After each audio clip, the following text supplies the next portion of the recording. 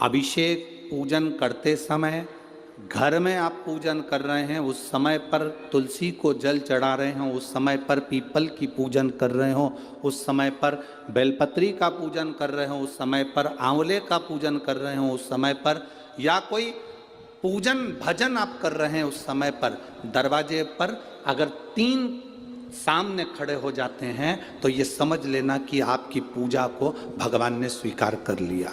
कौन 3 है उसका स्मरण करिएगा। पहला, पूजन करते समय, भगवान की आराधना करते समय अंदर मंदिर में अपने घर में बैठकर आप भगवान निला रहे हैं, भगवान की पूजन कर रहे हैं, अर्चना कर रहे हैं, सेवा कर रहे हैं, माला जाप कर रहे हैं, पूजन अर्चना कर रहे हैं, तुलसी को जल चढ़ा रहे हैं, उस समय पर 3 का दर्शन अगर आपको हो जाता है, आपके दरवाजे पर अगर आ जाते हैं तो आपका समझ लेना पूजा स्वीकार हो गया। पहले नंबर पर पूजन करते समय दरवाजे पर गौ माता आकर खड़ी हो जाए, समझ लो तुम्हारा पूजन सफल हो गया।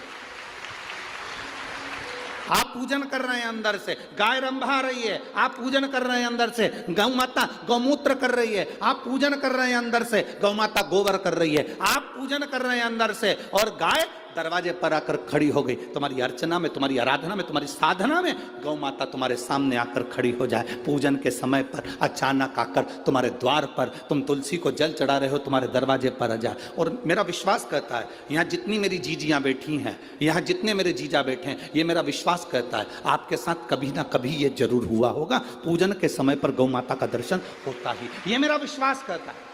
और ये कब होता है? जिस दिन आपका चित्त, मन, वृत्ति भगवान में रमी हो। चाहे तुम राम जपो, हनुमान जपो, शिव जपो, तुम्हारी मर्जी पड़े वो जपो। तुम देवी की भी पूजन कर रहे हो, किसी की देवता की पूजन कर रहे हो, कुल देवता की पूजन कर रहे हो, दिल से कर रहे हो, तो ये 3 का अगर दर्शन हो जाए तो कार्य सफल है। पहला, जम के बोलो, गौ माता।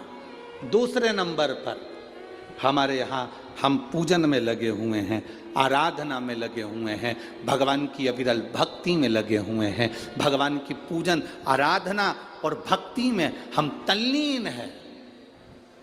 और दूसरे नंबर पर उस पूजन करते समय पर तुम्हारे घर की बहन बेटी तुम्हारे दरवाजे पर आ जाए तो समझ लो पूजन सफल हुआ है। क्या बहन बेटी के आने से पूजन सफल हो सकता है?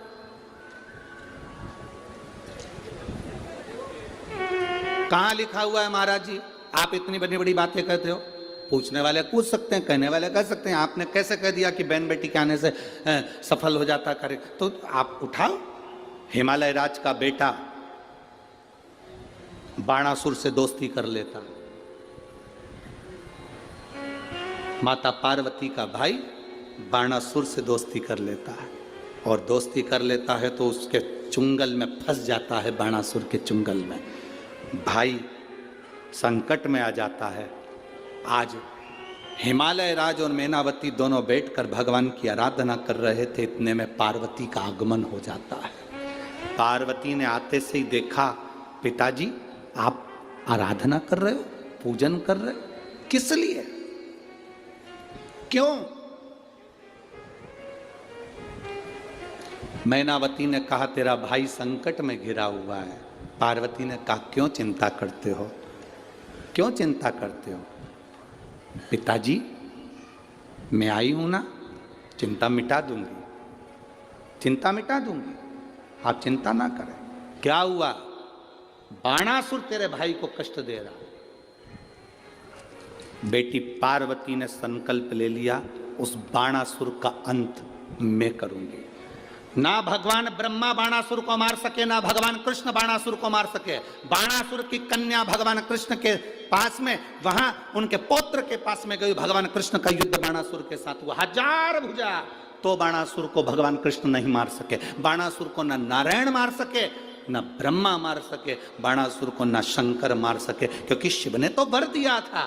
बाणासुर को केवल मारा है तो माता पार्वती अर्धकुंवारी बनकर संहार कर कर चली जाती।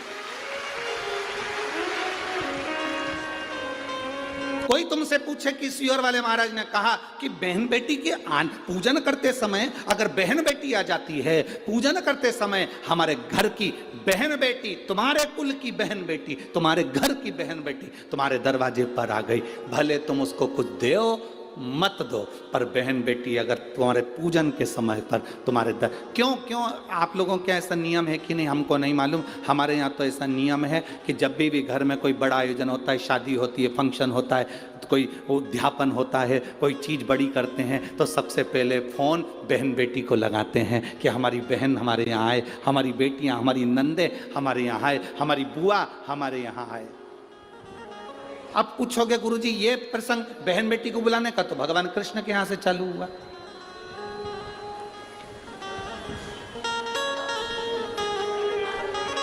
नंद बाबा की कितनी बहन थी? 2, नंदा सुनंदा। नंद बाबा की 2 बहन थी। एक बहन को मालूम पड़ा कि यशोदा जी को संतान होने वाली है, तो एक ने दूसरी से कहा भाभी को संतान होने वाली है, तू कब जाएगी? बहनों में बड़ा प्रेम रहता है, मायके जाने से पहले फोन पे बात कर लेती, तू कितनी तारीख को जाएगी? वो बोलती है कि मैं इतनी तारीख, तो मैं थोड़ा सा बाद में आ जाऊंगी, तू चली जाना फिर मैं आ जाऊंगी। हो अब भाभी को कोई नहीं है संभालने वाला, तो जापा तो अपने को ही संभालना पड़ेगा, डिलीवरी तो अपने को ही देखना पड़ेगी। एक काम कर, 15 दिन पहले तू संभाल लेना, 15 दिन बाद मैं संभाल लूंगी। हाँ ठीक है। नंदा सुनंदा दोनों ने आपस में बात कर ली कि भाभी को संतान हो तो तू जा। तो आ गई नंदा, नंद बाबा की बहन नंदा आकर घर में रहने लगी, और भाभी को जब जापा हुआ तो सबसे पहले नंदा भगवान को हाथ जोड़कर कहती है, बाबा ऐसी कृपा करना, ए बाबा ऐसी कृपा करना, मेरे भैया के यहाँ 60 साल के बाद तो औलाद हो रही है, तो ऐसी कृपा करना कि उनके घर में लड़का हो जाए। और नंदा हाथ जोड़ती जोड़ती जोड़ती जोड़ती यशोदा जी के कक्ष में गई, और जो कक्ष में गई जाकर जो दर्शन करा तो लाला का दर्शन था। नंदा खुश हो गई, थाली उठाकर बजाने लगी कलदार से, और एक थाली को उठाकर उस नंदा, कांसे की थाली, पीतल की थाली, तांबे की थाली, जिसके घर में बजती थी उसके घर में शुभ संदेश आता था। आज के जमाने में स्टील बजता है।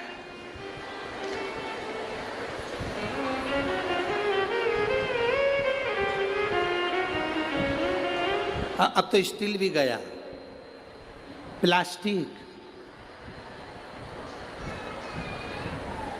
अब वो बचता है। जिसके घर में तांबे की थाली, पीतल की थाली, कांसे की थाली, इसलिए मंदिर में आप लोग, हम लोग तो कहें आप लोग मंदिर जाते होगे तो मंदिर में जो घंटाल बंदे रहते हैं वो तांबा, पीतल और उस कांसे के बंदे रहते हैं, उसको लकड़ी से बजाते हैं। क्यों बजाते हैं? उसका कारण क्या है? उसका कारण क्या है? जितने लोग आरती में सम्मिलित होते हैं, तांबा, पीतल, कांसा मंदिर में इसलिए बजाया जाता है, जितने लोग आरती में आए हैं इनके घर में खुशियां प्रवेश कर जाए, इनके घर में भी आनंद की अनुभूति हो जाए। श्री शिवाय नमस्तुभ्यम। वैसे भी हमारे यहाँ अतिथि देवो भव कहा गया है, और पूजा के समय अगर हमारे पूजनीय कोई आ जाते हैं तो हमारी पूजा भी सार्थक हो जाती है। आई होप आपके लिए वीडियो बहुत यूज़फुल होगी। अच्छी लगे तो चैनल को सब्सक्राइब करिएगा, वीडियो को लाइक और शेयर करना ना भूलें। धन्यवाद।